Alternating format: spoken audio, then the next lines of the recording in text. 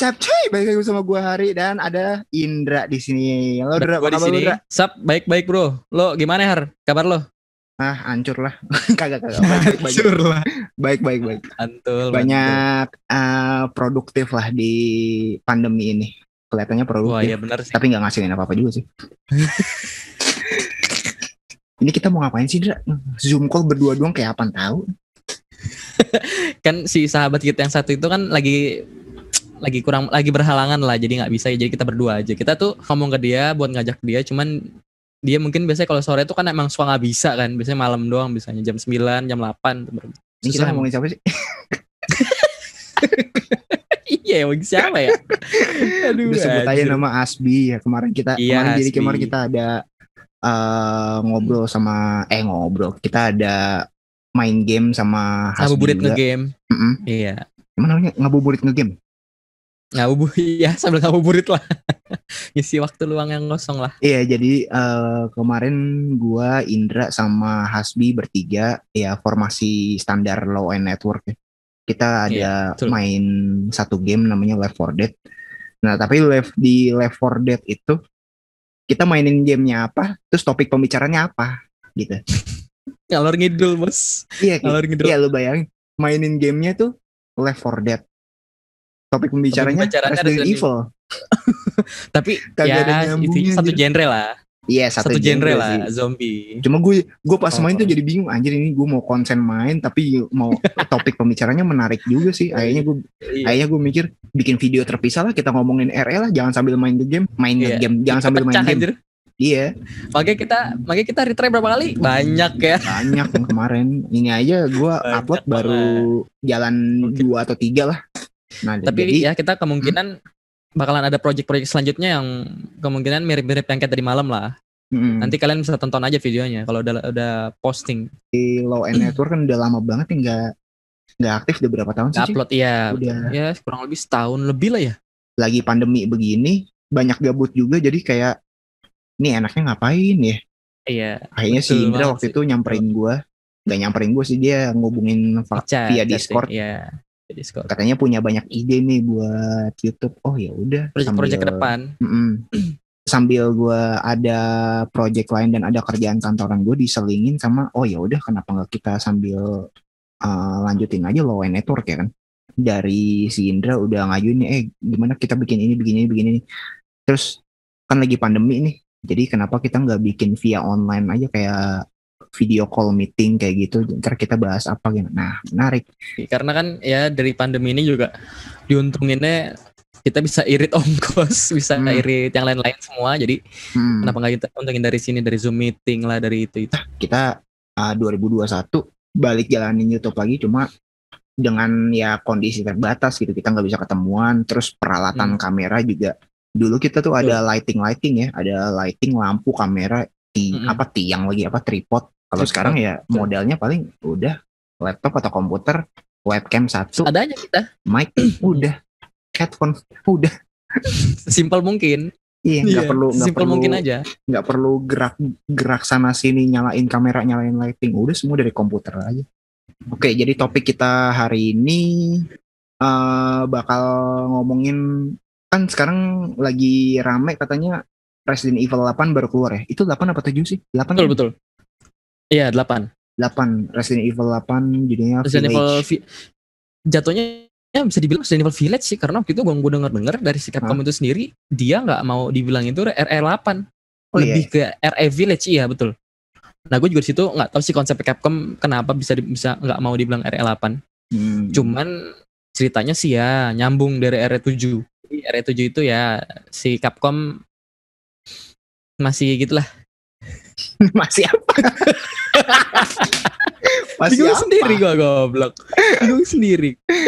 Intinya konsepnya si Capcom itu di RE7 dia masih ngegabungin di antara RE6 di konsep RE6 dan ke RE7. Masih ngebawa-bawa konsep RE6 ke RE7 lah intinya.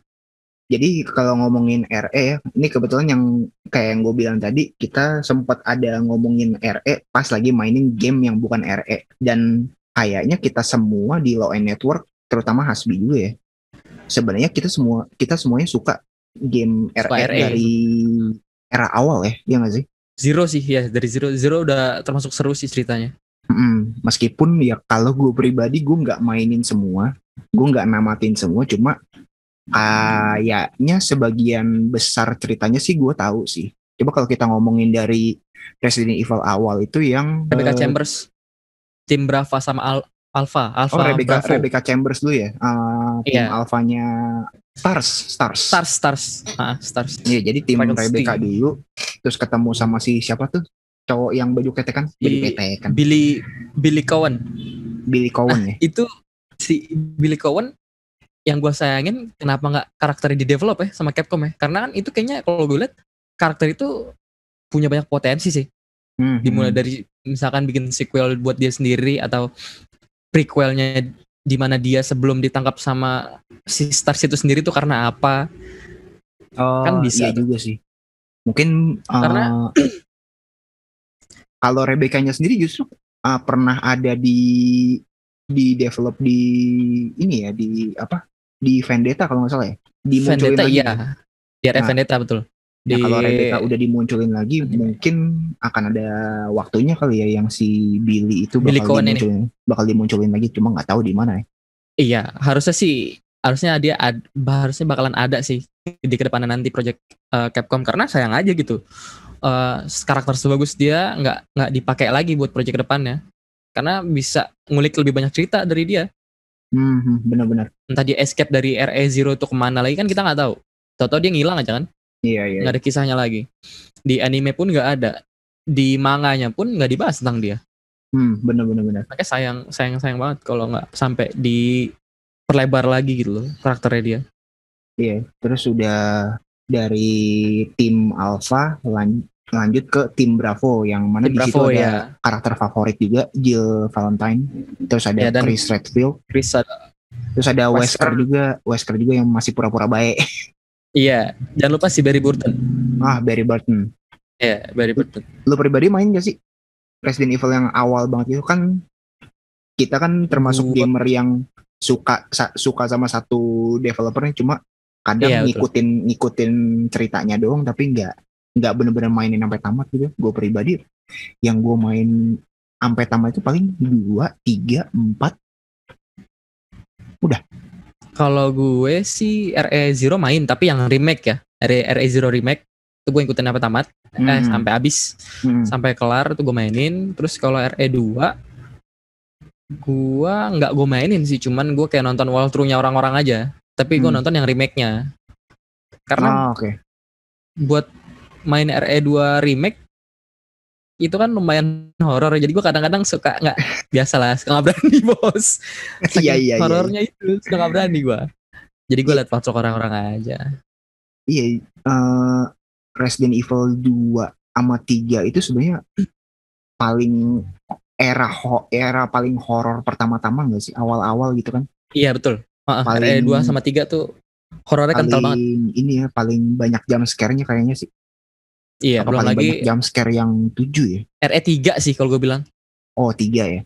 Belum lagi lo dikejar-kejar sama Nemesis. Nemesis bos. Nah, belum lagi lo di alley di mana lo lagi lari enak-enak gitu kan pakai Jill, tiba-tiba Nemesis nongol dari atas kan, gimana lo nggak kaget? Tiba-tiba nongol dari atas atau tiba-tiba ngedobrak kaca gitu, pecahin kaca ceprang gitu, ngedobrak pintu. Anjir, apaan tuh? Gue tuh pernah, tau gak lo, gue tuh waktu di PS1, zaman PS1 nih, gue main RE3, gue nyoba main sendirian kan. Biasanya kan gue kalau main di PS1 itu gue nungguin abang gue dulu yang gue suruh mainin gitu kan. Waktu itu pernah gue saking gue pengen tahu ceritanya, gue mainin sendirian nih. Gue coba gue mainin itu jadi di scene dimana kalau nggak salah si Jill lagi di RPD di tangga. Ini gue ingat banget. Kan lagi turun tangga. Lu tau kan di tangga itu nanti pas kita turun tangga, tahu ada Nemesis nongol dari luar kaca masuk ke dalam. Itu. Nah, tau kan lo? Gue ingat banget. Ya. Nah, kan gue turun nih. Tahu Nemesis nongol kan? Gue kaget dong, Pak. Langsung gue pencet tombol reset anjir. Anjir. Tombol reset, mati, gue buka kasetnya, gue taruh udah gak jadi gue mainin.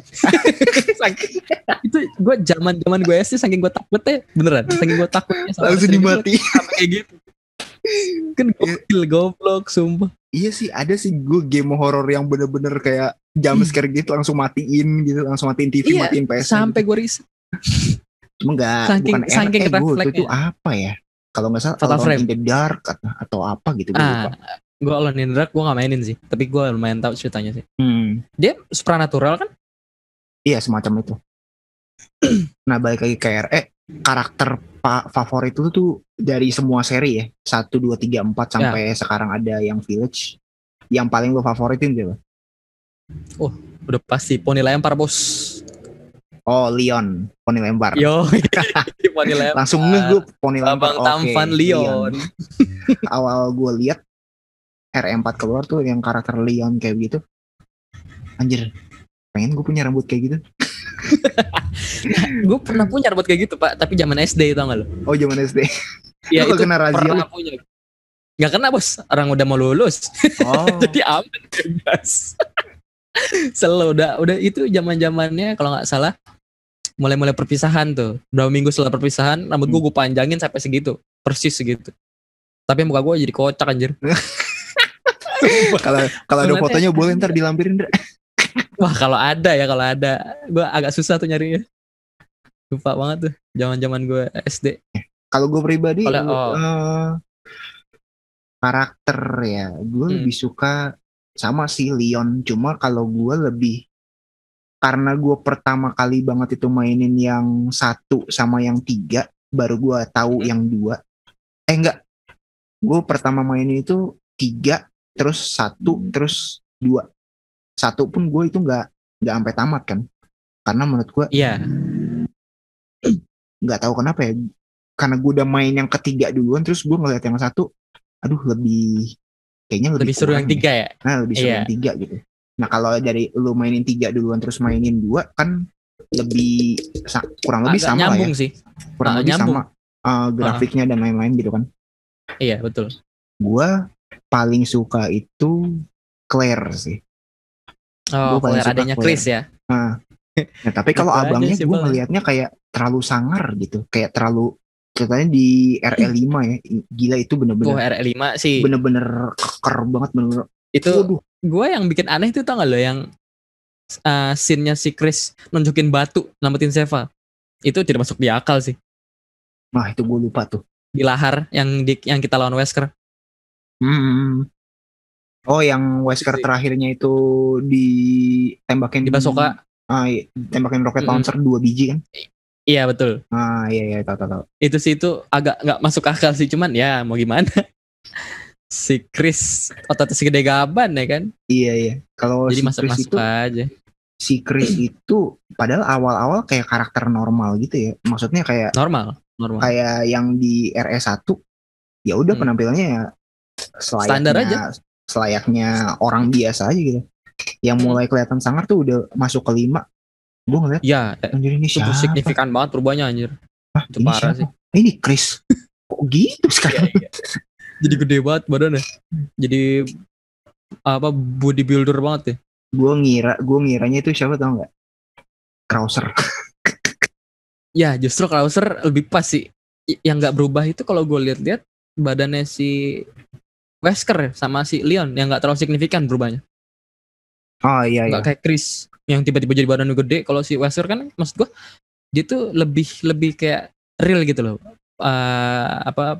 Badannya tuh dari RE1 ke RE4. RE4 dia nongol sih? Nggak nongol ya? Nggak nongol. Ada. Pas ini ada di RE4 pas kita mainin si Ada. Mercenaries ya? Nah itu juga maksud gue, dia develop dari badannya itu nggak terlalu signifikan kok, kayak si Chris tiba-tiba gede gitu loh.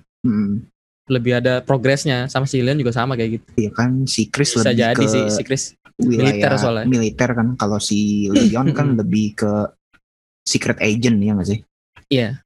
Diambil buat jadi secret agentnya US setelah event RE2 kalau nggak salah. Ya, jadi RE2 kan dikabur. RE2 kan sebenarnya dia kan nyelamatin si Sherry waktu masih kecil. Iya, Sherry Birkin ya. Nah, si Sherry ini bakal dimanfaatin pemerintah katanya, bakal dimanfaatin pemerintah karena si Sherry ini bawa antibodinya dari G-virus. G ya? Oh ya, Birkin. Betul, G-virus. Nah, sama si Leon katanya apa ya, semacam kayak si Leon kayak nggak setuju gitu kalau si Sherry diapa-apain kan. Cuma akhirnya kalau lu mau si Sherry nggak kita terlalu apa-apain, ya lu kerja untuk US government. Betul. Paling nggak gitu ujung-ujungnya. Gua kira tuh yang awalnya RE itu pure game horror, ada ininya juga ternyata, ada unsur-unsur politik. Unsur-unsur politiknya juga. Iya, mau nggak mau pasti kayak gitu. Bawa-bawa unsur politik. Hampir semua, enggak semua game sih. Beberapa game horror lah pasti ada kayak gitu. Kecuali yang kayak waktu itu kita mainin Clock Tower, itu kayaknya nggak ada politik-politiknya deh. Clock Tower enggak sih. Dia jatuhnya supranatural sih.